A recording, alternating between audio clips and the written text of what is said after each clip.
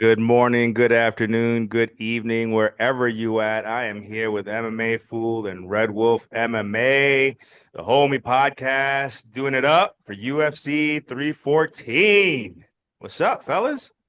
Oh, what's up, man? This is going to be a good one. I am fucking hyped for this card. You I'm just going to actually say it. look you look way more awake.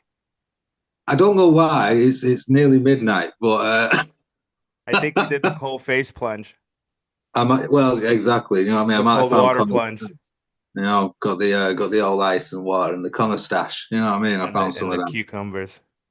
What up, fool? ¿Qué onda, way? Damn, Speaking of cucumber, this is brought that's to you by funny. Gatorade. Nah, it's cucumber lime. That's funny that you said cucumber. So it's like right on cue. We didn't plan that, by the way, guys. Uh, what's up, Yeah, everybody? But I've got yo, a couple. Gatorade wants to give a shout out. I think we're probably more than willing to sponsor Gatorade. I don't give a fuck. I'm Yeah, trying to Did but get. y'all watch did y'all watch that fucking uh press conference? Oh yeah, yeah, The yeah. UFC 320 Guadalajara promo between Diego Lopez and Yair Rodriguez. yeah. Miami crowd sucked, man. Yeah, Yeah. It wasn't. It was a dead conference until they took over. Until that took over, a lot of people didn't even understand it, but they were hyped, bro. That's how dope it was. So I didn't understand a word of it. I was just sat there with my popcorn, like, "Go on, boys, go!" I think they're gonna set up a fight with them too for sure. But we Yeah. got something pressing ahead of us right now. This video here, we're gonna focus on the prelims of what I think we can all agree is shaping up or has shaped up to be a really good card. I mean, I'm excited to see this fight, not even for the Lopez and Rodriguez antics, but really there's a lot of fights here in general that are meaningful, that are fun, that seem to promise violence.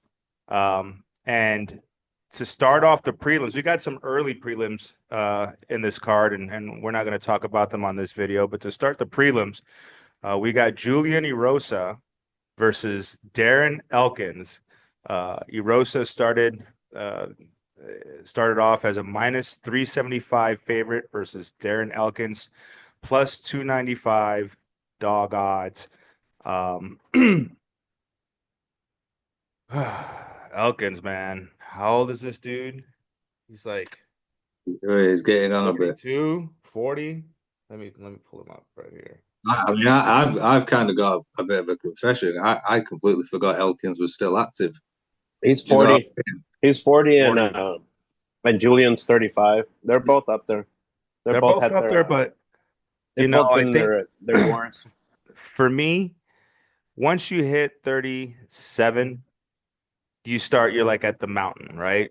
For fighting, and you're starting to come on the way back down. So 38, 39, 40, you should really be off the fucking mountain by 40. But there's still some fighters at 41, 42, still on that MMA fighting mountain. But they're certainly on that down backside towards the foothills area. And that's where I expect Darren Elkins is right now, right? With all the damage I mean, his fucking name is the damage.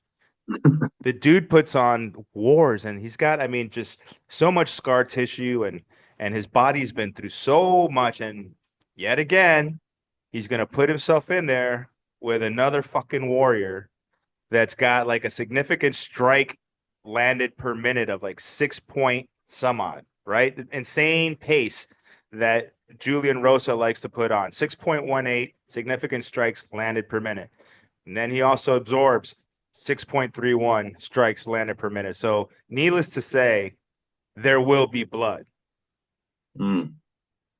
Oh yeah, yeah. I think that, I think it's a good fight because both of them seem very don't want to say evenly matched, but they seem in the same path in their careers. You know, they're in the same area. Do you know what I mean? Darren Elkins, he's 29 and 11. Julian Erosa 30 and 12. You know, so they're both same levels of activity. Well, not activity because But of Erosa experience. Experience, yeah. Erosa's been quite active. He's on a bit of a submission tear at the minute. He submitted C-Rod and Ricardo Ramos in the first round, whereas Elkins, he's only fought once a year for the past 2 years. You know what I mean? So, like you say, it's starting to catch up with him a little bit. Yeah, I mean, the one thing I remember about Elkins, though, is that Bektik comeback. You know, that's one of the main memories I've got of him.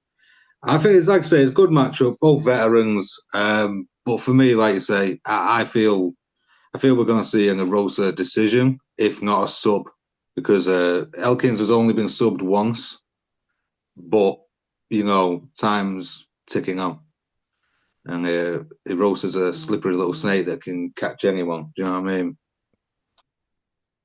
Mm-hmm. What are you leaning, fool? Yeah, I mean, yeah, they're both. To touch on what Wood said, they've been around the league for a while. You know, they've gone a bunch of wars. They've proven themselves. But I feel like it would be hard to submit Elkins just because he's tough, bro. You know, I think Juicy J takes it though. Julian Rosa, man. I think if he I like I I want him to get a KO maybe in the second round, third round maybe. But if not, it goes all the way. I just see he's probably a better boxer, and if it goes to the ground, I don't think he can submit him. You know, because they're both pretty good on the ground. Yeah, I think they're both old heads. You know, like yeah, I see Rosa probably chinning him. You know, he's been. We can see that happening maybe in the second round. I don't know what round, but if I was to pick a round, I'd probably say second. Yeah, Juicy J.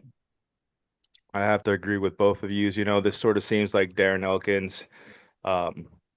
Goodbye. You know, you ask a warrior which is a way that they want to go out, and most of them will say on their sword.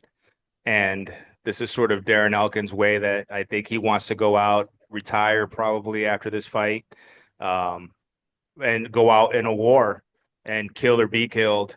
Erosa is just that type of he's just that huckleberry, you know, to take that fight and deliver. He's got an 83.4% finish rate. Half of it, you know, he does by submission, the other half by KO. So almost like pick your poison. He has options, and like Fool was saying, it's going to be difficult to submit Elkins, especially if he gets cut up with an elbow or a punch, something like that, even maybe a headbutt. But because these two guys are so wild and volatile. But it's going to be hard to sink in a submission, especially if there's blood or sweat. The Sims got Julian Erosa winning 70% of the time, 45% of the time by KO, 20% of the time by submission, then 5 by decision. So it has this fight. He has him finishing it in the first round. I don't think he's going to get him done in the first round, but I think like you, he's probably going to get it done in the second or early third.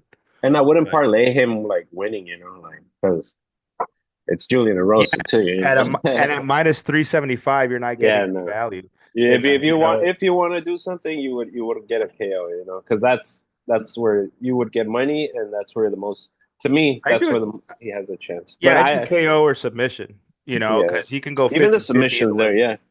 I don't think he's going to get that. I think his path is the KO, but a safe bet, you know, would be the KO or submission.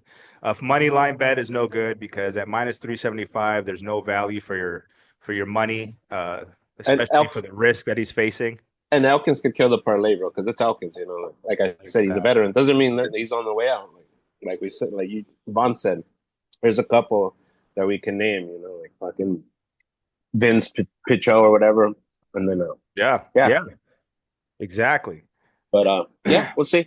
But I think Rosa, if you guys was, I would go with the KO if I was betting on this. But I wouldn't. I'm not gonna touch this one. I'm not touching this fight at all, bro. Yeah. I'm gonna stay away from this as far as money line. I'm even gonna stay away from the KO pick. But my choice is Erosa by KO round 2.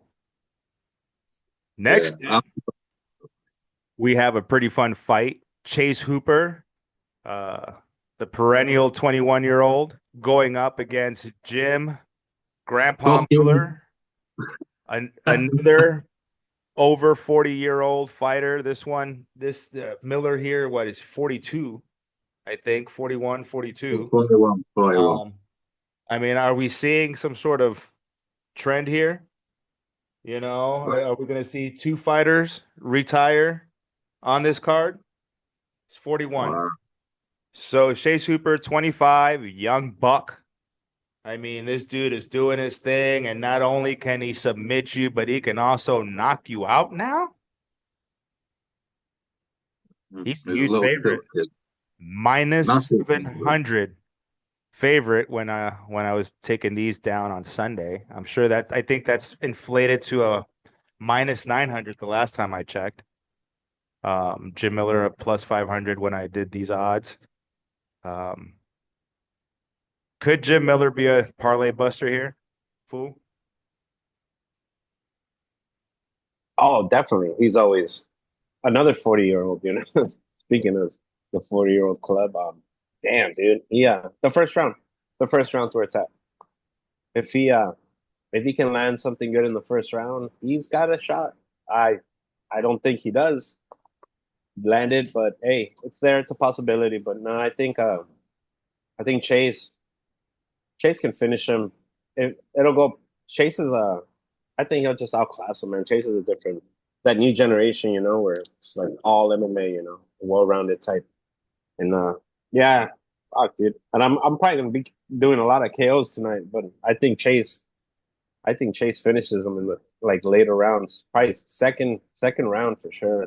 Or you can go with the sub. Like I'm confident about him subbing him. You know, this could be a club and sub scenario, but I'm more confident with the KO. But it'd be hard to bet because you know Chase, if he knocks you down, he's probably gonna try to go for the sub. You know, he's not gonna try to go for the finish. But we don't know. It's but I can see Or him the KO. ground and pound, maybe. Yeah, If Miller, because Miller's a black belt, right? Miller's also a BJJ black belt. So maybe he has enough to escape, you know, where it keeps it difficult for Chase Hooper to find the submission, and then he goes in for the ground and pound. But yeah, for me, Chase Hooper. So the Sims here have Chase Hooper 65% winning, Jim Miller 35% winning, Hooper with a 35% chance to win by submission, 15% chance, and 15% chance by KO, 15% chance by decision.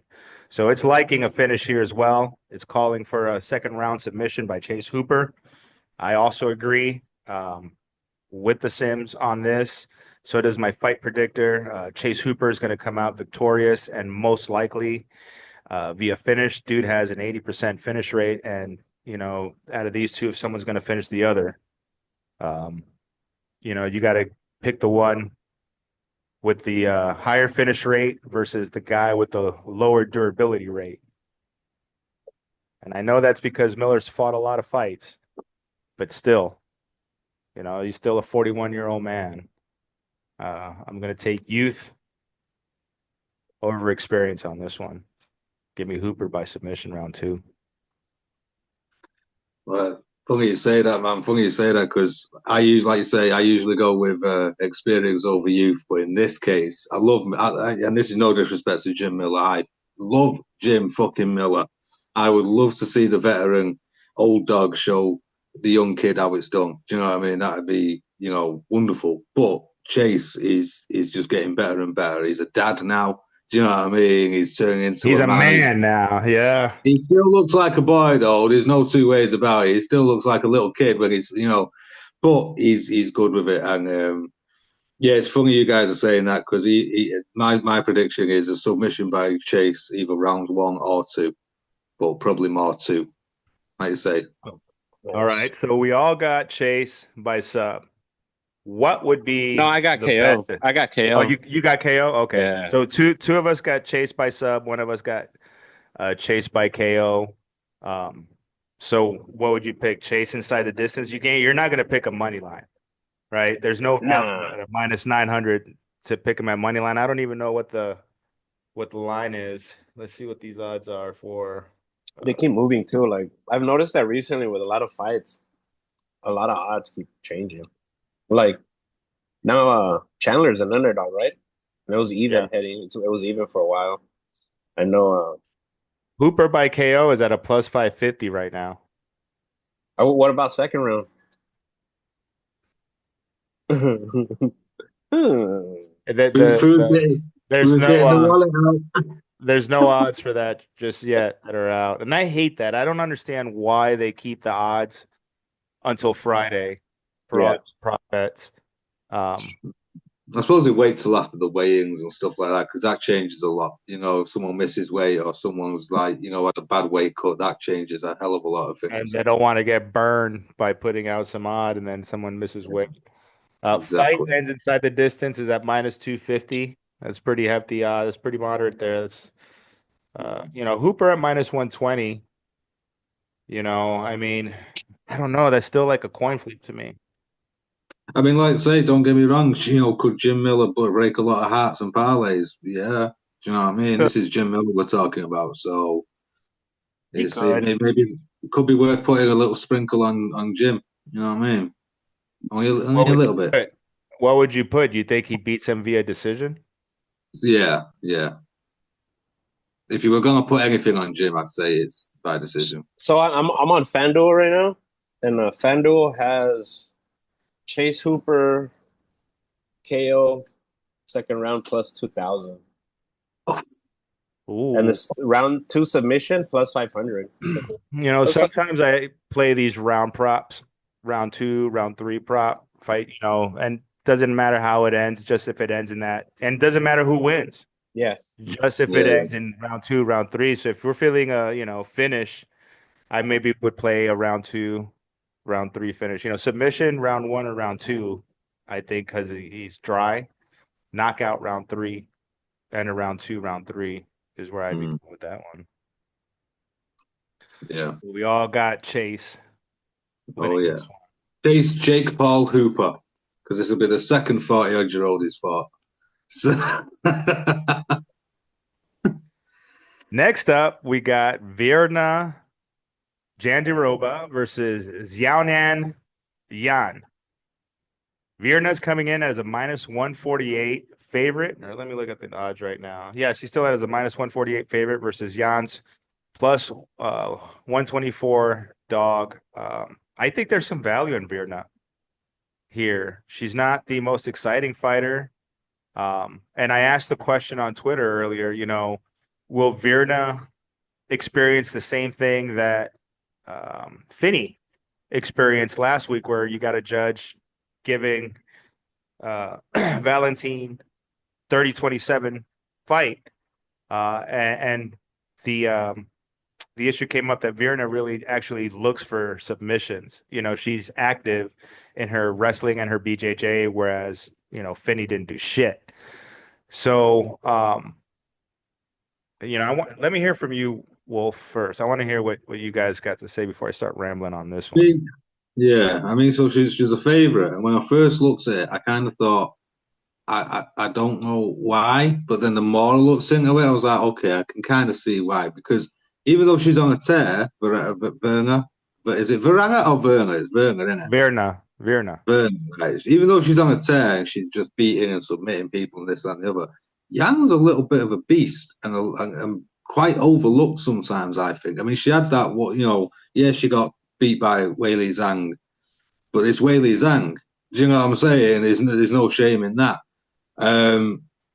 I feel like this could actually be a closer fight than the odds make it out to be. Do you know? I feel like Yang could surprise a lot of people with the striking and the grappling. However, I do think Werner, if she's gonna win, I usually go decision with women fights, but if Werner's gonna win, I feel like it's a submission.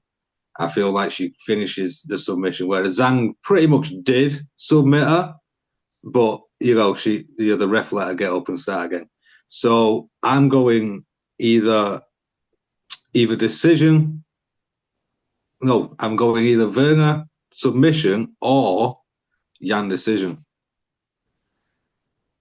I feel like it could be close. I know. I know. What if I told you to pick one? If I had to pick one, best pick one. If you had to bet $500 on this fight, Yeah, I'd probably go Werner. Yeah. Submission, late submission though, rounds 2 or 3.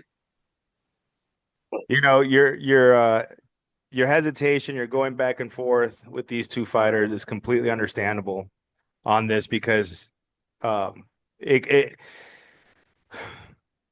my fight predictor gives Vierna's experience and ground game more weight. And she is a contender, right? But Oh yeah. Yan is been doing really good. You know, she's fought really well against Weili Zhang as well. And the Monte Carlo is actually leaning uh, Xiaonang Yang via decision. The Sims are having Yan win 55% of the time to Jandiroba's 41% of the time. And the reason is because I have the Sim reduce the probability of the fight going to a submission or decision by 60%, right? So I really try to push fights to go to a decision. And so it's saying that Jandiroba's best path is by submission. She's got a 23% chance to win by submission, and that's been reduced solely to meet my decision target probability. So the real odd, because I'm trying to have this be conservative, the real odds for her winning by submission could be higher. You know, so this could be slightly skewed for Yanan, but I'm still picking Jandiroba because I feel like she's going to find a way to be able to use Yan's aggression to get in and get a takedown. And once she gets a takedown, she's going to be able to hold Yan down, even if she's not doing anything, right? She's just going to be able to control and hold and move position little by little, like climbing a little ladder. You know, she's going to be able to advance and chop away at time, punch, go for some submissions, and just win the rounds that way. And so, yeah, I feel like it's going to be Jandiroba by decision. What about you? That's crazy. I'm gonna have to go with Yan, man. You know, I'm excited for this fight. I'm glad that she was an underdog, man. I think she's a good talent, man. I've been watching her for a while. If you see the people she's beat, I mean, they both beat Angela Hill, and Angela Hill's no walk in the park. Yeah, dude, I can see her winning. That Marina Rodriguez fight. Maybe that was a long time. Yeah, she lost that split. It was a split. But that was a long time too for Yan. You know, I think Yan's ground game has progressed since then. I think something happened. Well, yeah, I mean, she's at a Team Alpha Male. You got to realize that's one of the best wrestling academies or teams. So that's one thing. Did she go after that Rodriguez fight? Because then she went on a tear, dude. Fucking Mackenzie Dern, Jessica Andrade, you know, Weili Zhang, she fucking took to a decision.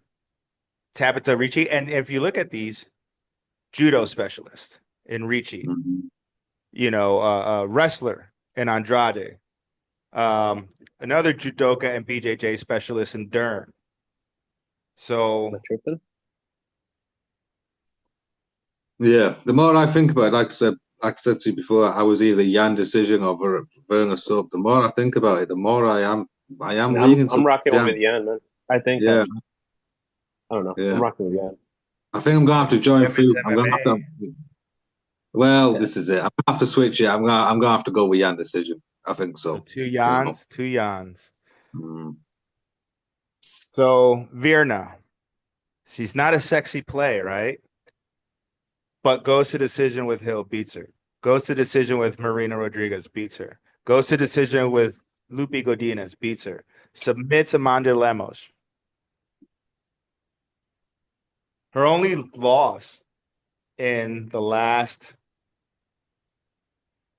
5 years are to Mackenzie Dern and Amanda Ribas. Yikes. That's not good. Yeah, I see. That even makes me more confident on Yan to pull up her striking. You do? Yeah, hell yeah. That's my. I don't want to say my dog of the week, but yeah, I thought it was debatable. I was really thinking of taking her as my dog of the week. And I've been watching her for a while, and I like her striking style, and the team alpha male shit always sells me, you know. I'm gonna stick with Jandiroba, but I totally get you guys with Jan. I totally get you guys with Jan, and I totally agree with you guys. She has much better striking.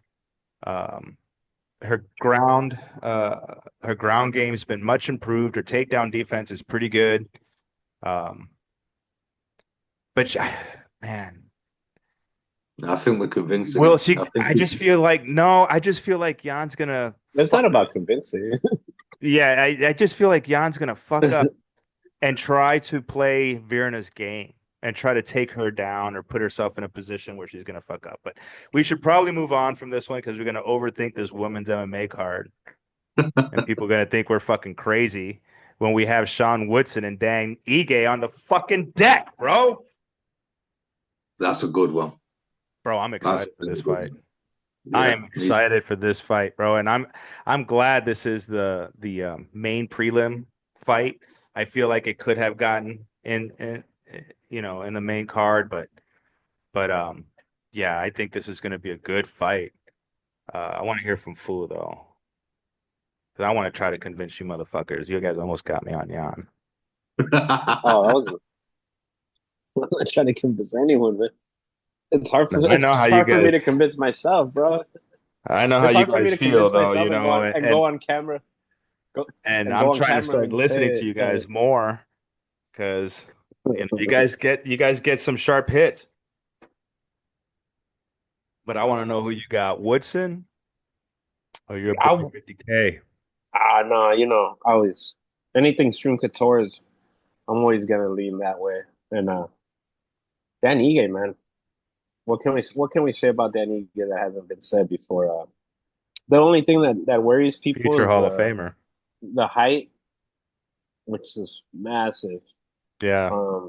But man, Dan Ige, I don't think Woodson's been hit the way Dan Ige is gonna hit him. And if he clips him one, man, that's it.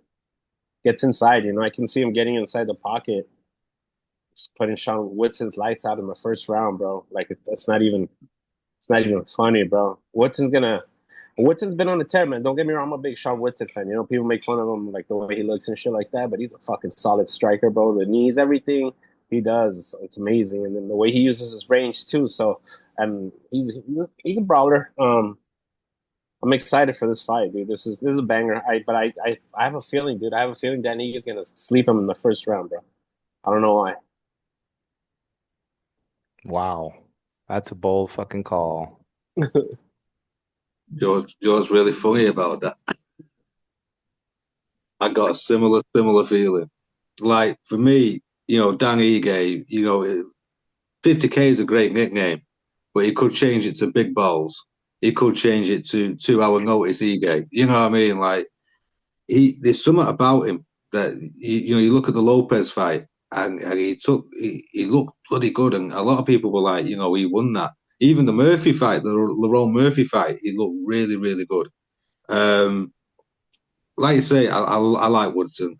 You know, I like how he was a big guy and he cut all this weight, and the way he uses that height and reach advantage is very methodical, very clever the way he does it. But I feel like Dan is going to grind out he's going to grind out the wrestling. The grappling's going to come out. The unorthodox striking is going to go to the body. He's going to try and gas Woodson out, which I think could happen because Ige's got a pretty good gas tank, pretty good cardio behind him, whereas Woodson seems to dip a little bit, especially in the later rounds if he doesn't get the guy out there. So it's going to be really interesting. I know Woodson's a favourite, but I can kind of see a little bit of an upset here. Ige as well, which many people probably might not realise, Ige has never been finished. He's only ever lost his fights to decision, and he's very, very hard to put out. I'm not saying that Woodson won't clip him. I think he will. I think he will drop him at some time. But I think Ige's just weathering the storm, and he's just going to keep grinding and grinding. And I think this is either going to be an Ige sub or a decision. I think there's going to be a bit of an upset here. Well, once again, fellas, I'm going to have to disagree with the both views. And when I started looking at this, of course, it was, okay, if Ige, he's got the experience. He's got the better caliber fighters that he's fought. But, he's also got 2 losses. He's also got 3 of his last 4, which are losses. So he's still got, even in his mind, he's got his back to the fence. And when I was looking at, was researching Woodson, because I'm a big Woodson fan as well, just to see what his mindset is for this fight, what his preparation is, I was pretty surprised. And his fight IQ and his understanding of what Dan Ige is bringing to this fight, the danger that Ige presents, being at a 2-fight losing streak and feeling that he needs to fight to save his career. Although we all know it doesn't matter if fucking Ige loses by knockout. There is no way in hell that Dana White is going to ever cut Dan Ige. So, that's not really the issue. Probably more of a legacy issue that for Dan Ige. But Woodson also knows that people are always trying to take him down. That's always the main game plan from everybody that he's fought. Why? Because he's got a reach advantage over everyone. And in this case, I think it's like an 8-inch reach advantage that he has, 7-inch reach advantage that he has over Ige. And he has a huge height advantage. So, I mean, for Ige to get his hands up to hit Woodson, he's going to continually be putting himself in danger. And so Woodson isn't going to knock him out, right? He's more of a point fighter. He's got like a 30% knockout rate and a 7% submission rate. Dude's got a 38% finish rate in all. So we know that Woodson isn't going to knock Ige out. And I just don't know that Ige can take him down, control him, and win on points like that. I just feel that volume is king here. And Woodson is going to win on volume. I got Woodson by decision. Hey, not a bad call, though, because like I say, that Sims, region is unreal. The Sims agree with you guys. The Sims have Dan Ige winning 58% of the time, 38% of it by decision, compared to Sean Woodson's 42%. And they have Ige ultimately winning by decision, relying on Ige's experience and durability. His overall path to victory is really his dirty boxing, right? Grappling, clinching, fighting, attempted takedown, disengage, re-engage, and keeping the distance short. So, I remember Dan Ige lost to 2 guys that might be future champions. His last 2 losses. Yeah. And one is fighting on the same card. And one was short notice. He came literally off the couch. 2 hours Ige. But that fight was more a testament to perhaps Diego Lopez's waning cardio. And after fighting Leron Murphy, bro, trust me, what's his name? Sean Woodson's punches are gonna look like super slow motion. Oh yeah. Yeah. Well, and that's where you can set up length. There's not many guys in the gym that are as long, at 145 as Woodson is. And that's the freak of nature shit, right? You can long heavyweights. To touch on that, bro, he's too big for 145, bro. That can make his chin That's another story. That's another story, right? That's a whole other issue. This guy's weight cut, but he says, he's been with his nutritionist forever. He's been with his team forever. They got this down to a science, and that's why he stays with them, because he trusts them, and they've done this, and they've been successful in doing it. And his record shows. He's going on a fucking massive win streak. What is it? It was last loss, Julian Erosa? 5, 6. Yeah, Julian Erosa in 2020, bro. Yeah. That's got to count for something. That's got to count for something. Yeah, of course. You know, he's a fan favorite. Like I say, he's on a tear, and he's got a good story behind him, and he's great. My bet for this, to fight Daniga. My bet for this would be the over 2.5 rounds, or the fight goes the distance. Yeah. I think the fight goes the distance either way. You know, Ige's a tough motherfucker. He's not getting put out. You know what I mean? And Woodson, I don't think he'll get put out either. I think if Ige's going to win, he's going to grind him down. He's just going to pick his shots. He's going to attack the legs, attack the body, go for the double legs, go for the single legs, cage clinching. You know what I mean? But yeah, this goes the distance. It's going to be a very, very fun fight. I agree. Well, fellas, ladies, gentlemen, degenerates, thank you for checking out the prelims. Go check out the main card breakdown. Hit that like and subscribe button. Shout out to the homies, Riz, Cole, Alien. Who else we got down in there? We got Easy, Bodkins, Easy Sleazy. Let me shout out Mitch Raposo, Marco Tulio, and Nora Cornell. Damn, he's putting out his little fucking prelim early picks. I love that. Hell yeah. All Marco right, Tulio's about to catch your your fucking day. Shout out to the homies. Man, that's good. Shout out to the homies. Yeah.